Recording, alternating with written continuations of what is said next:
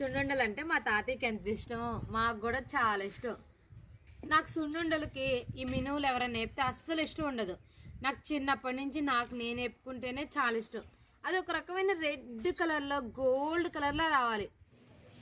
వీటిని ఇప్పుడు మేము తిరగట్లో వేసి చెరుక్కుంటాము. తర్వాత మిక్సీ వేసుకొని చిన్న నూకలాగా చేసుకుంటాం. మరి పిండిలాగా చేస్తే నోట్లో చుట్టుకుపోయింది.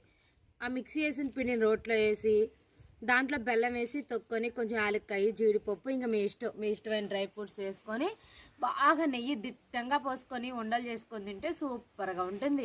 ఎంత బలమో ఎంత ఐరన్ ఉండిద్దో దీంట్లో. సున్నుండలకున్న బలం దేనికి ఉండదు.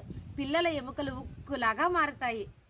అంత బలం సున్నుండలంటే నాకు చాలా ఇష్టం. చిన్నప్పటి నుంచి మా అమ్మ వండిద్ది. కొత్త మినువులు రాగానే ఫస్ట్ ఇడ్లీ వండిద్ది. ఇడ్లీ వండిన తర్వాతే ఇలా పొయ్యి మీద పెనం